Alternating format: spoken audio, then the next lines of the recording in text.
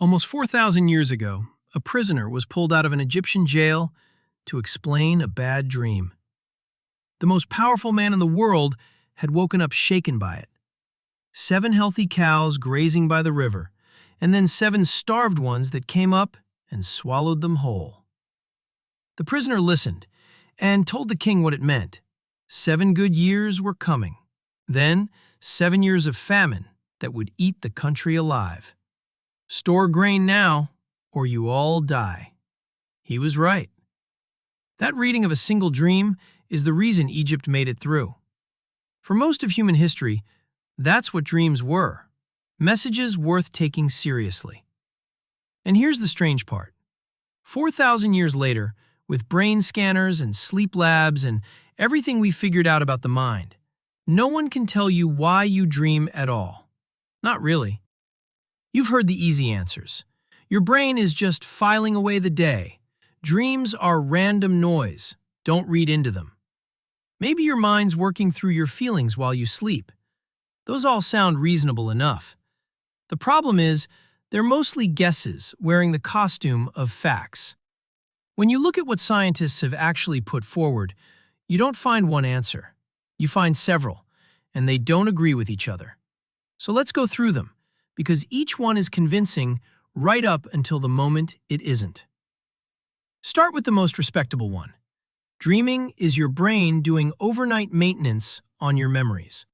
While you sleep, it seems to replay pieces of the day, strengthening the connections worth keeping and letting the junk fade out. Wreck someone's sleep, and their ability to learn and hold on to new things takes a real hit. So the idea goes that a dream is what that sorting process feels like from the inside. It's a strong theory with decent evidence behind it. But it has a hole you could drive a truck through. If your brain is just filing paperwork, why is the filing completely insane? You don't dream about answering emails. You dream your teeth are crumbling out of your head, or you're sitting an exam for a class you never took, or a relative who died years ago is chatting with you in a house that doesn't exist. Sorting memories shouldn't need talking animals and melting staircases. So filing is probably part of the story. It can't be the whole thing, which is where a bolder idea comes in, from a Finnish researcher named Antti Revonsuo. He pointed out that dreams aren't random in their mood. They lean dark.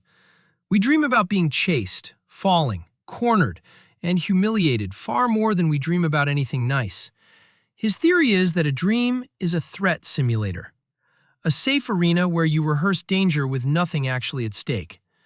Picture an early human running practice drills against predators and rivals every night, waking up a fraction better prepared for the day. Stretch that across thousands of generations, and it could have been a genuine survival edge.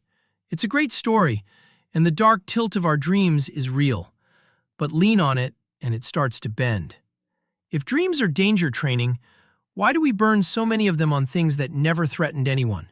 Flying, turning up late, rambling conversations with strangers. A simulator that keeps drilling you for situations you'll never face isn't much of a simulator. So here's a stranger idea, and a newer one, from a neuroscientist named Eric Hoel. He borrowed it straight out of how we train artificial intelligence. When you train an AI on the same data over and over, it gets scarily good at that exact data and useless at anything new. The fix engineers use is to feed it noise on purpose. Corrupted, scrambled, weird versions of the input, so the system is forced to learn the general pattern instead of just memorizing the examples. Hoel's suggestion is that your brain does the very same thing, and dreams are the noise. Think about how repetitive waking life actually is. The same house, the same route to work, the same small cast of faces. If your brain only ever learned from that, it would get narrow and brittle. So every night it cooks up deliberately strange, warped versions of your world to keep your mind flexible. Under this theory, the weirdness of dreams isn't a flaw, it's the entire point. It's an elegant idea, and it neatly explains why dreams feel so off. The catch is that it's brutally hard to test. How would you prove that last night's dream made someone's thinking a little more general today?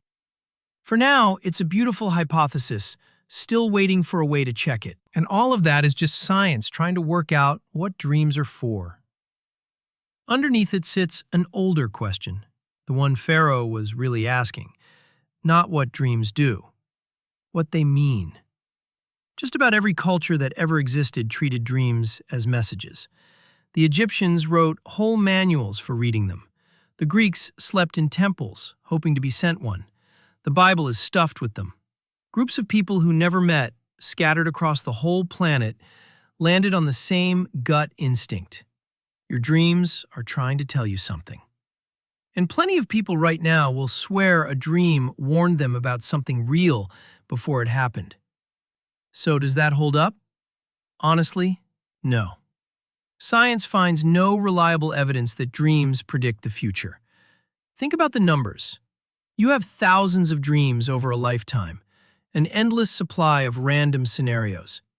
Every so often, one of them is going to roughly line up with something that later happens, purely by chance. Those are the ones you remember and repeat.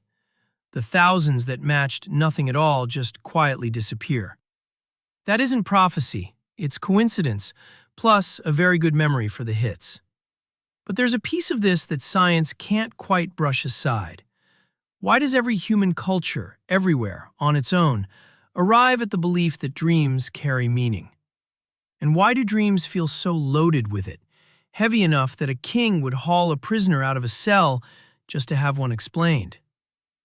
The predicting the future part looks like coincidence. The meaning part is still genuinely open. Now step back and look at what we're holding.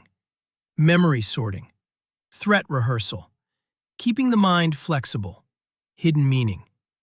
Every one of them has something real going for it, and they can't all be the answer. Some of them flatly contradict each other. Then it gets stranger because there's a serious group of scientists who suspect dreams might be for nothing at all. Their view is that a dream is just the leftover exhaust of a sleeping brain firing off signals, and your waking mind, which cannot help turning anything into a story, stitches those signals into a narrative after the fact. On that account, asking why you dream is a bit like asking why your stomach growls a tune. It doesn't. You're just reading a shape into the noise. So the honest state of things isn't that we're one clever study away from the answer. It's that the smartest people who study this for a living openly disagree about something you do every single night, which is a strange thing to carry around with you. You'll spend roughly 6 years of your life dreaming. 6 years in a place no one can fully explain.